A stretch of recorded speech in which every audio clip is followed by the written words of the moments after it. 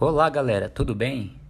Hoje estamos aqui para dar alguns exemplos de aplicações de empuxo para vocês. Mas antes, falaremos um pouco mais sobre o empuxo. O que seria o empuxo? Bom, ao entrarmos em uma piscina, nos sentimos mais leves do que quando estamos fora dela. Isto acontece devido a uma força vertical para cima exercida pela água, a qual chamamos empuxo. O empuxo representa a força resultante exercida pelo fluido sobre um corpo. Como tem sentido oposto à força-peso, causa o efeito de leveza no caso da piscina ou do mar. A unidade de medida do empuxo no sistema internacional é o Newton. Foi o filósofo, matemático, físico, engenheiro, inventor e astrônomo grego Arquimedes quem descobriu como calcular o empuxo. Por isso, a fórmula do empuxo é conhecida como princípio de Arquimedes. Arquimedes descobriu que todo corpo imerso em um fluido em equilíbrio dentro de um campo gravitacional fica sob a ação de uma força vertical, com sentido oposto a este campo, aplicada pelo fluido, cuja intensidade é igual à intensidade do peso do fluido que é ocupado pelo corpo. Para esta fórmula, consideramos y igual ao peso específico do fluido e v como volume submerso. Logo, o empuxo é igual ao peso específico vezes o volume submerso. Para o corpo se encontrar em equilíbrio, o empuxo deve ser igual à força e o peso específico do fluido deve ser igual ao peso específico do corpo. Para o corpo afundar, o empuxo deve ser menor do que a força e o peso específico do fluido ser menor do que o peso específico do corpo.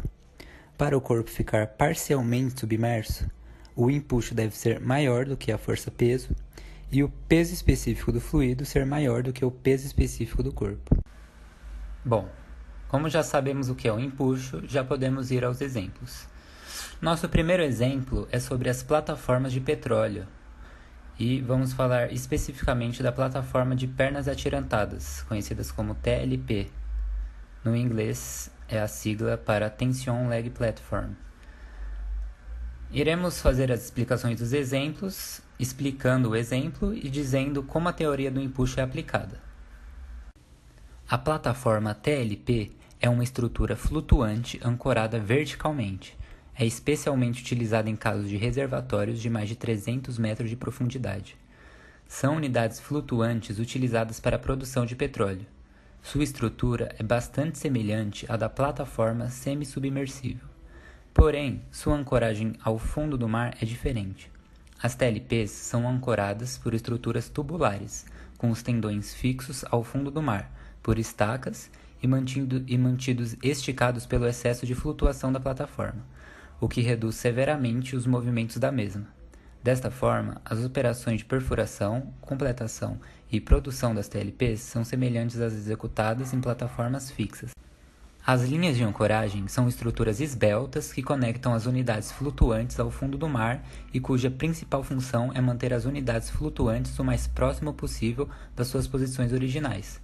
Para tanto, as linhas de ancoragem reagem ao movimento das unidades flutuantes por meio de forças de restauração.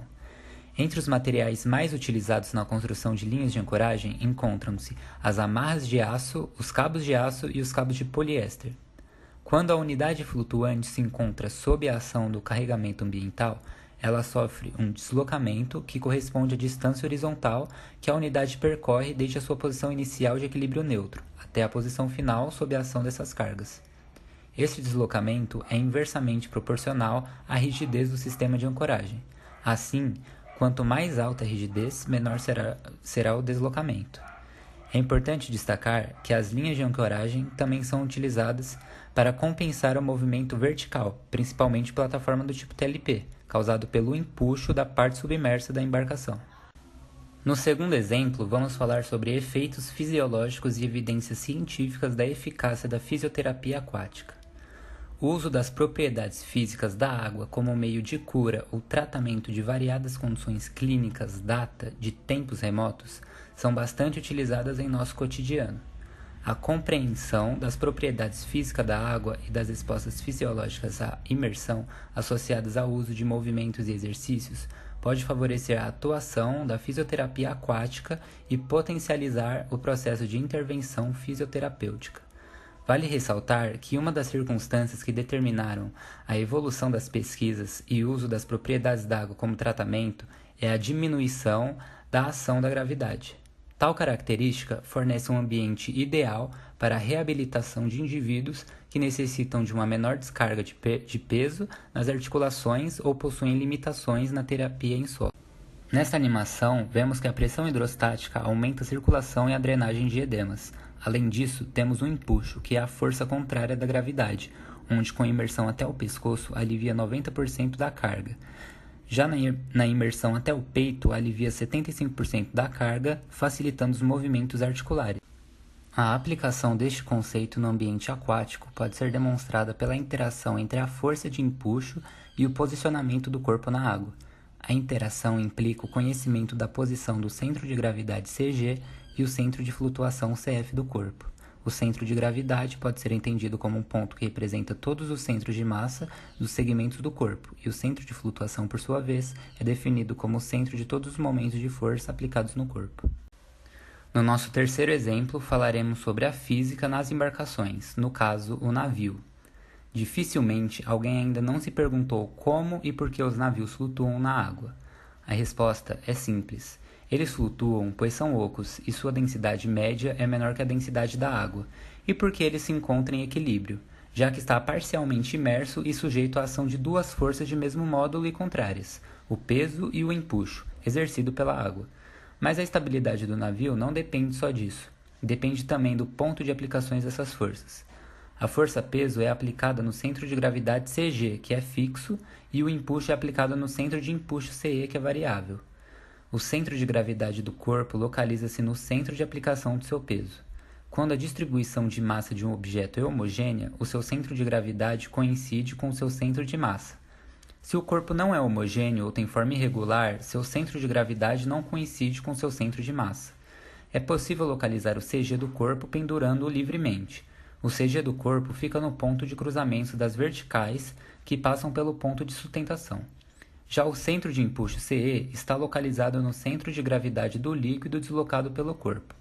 A posição do centro de gravidade CG, então, não se altera em relação ao corpo. O navio é projetado para, em caso de oscilações laterais, retornar à posição inicial. Para isso, seu centro de gravidade CG fica abaixo do centro de empuxo CE, como mostra na figura. De modo que temos uma situação de equilíbrio estável. O momento das forças P e E, peso e empuxo, é que faz com que o navio volte à posição inicial. O CG, no caso de uma embarcação, não pode coincidir com o CE, pois quando o CG coincide com o CE, o corpo imerso fica em equilíbrio indiferente, ou seja, se qualquer perturbação fizer o corpo se mover lateralmente, ele não retorna à posição de equilíbrio. Veja nessa figura que o CE muda de posição quando o barco se movimenta, o que altera a situação de equilíbrio. Essa mudança depende da forma do casco, já que o CE está localizado no centro de gravidade do líquido deslocado. Para obter-se maior estabilidade possível, a distribuição de cargas no interior do navio é feita de modo que o centro de gravidade se situa o mais próximo possível do fundo do navio.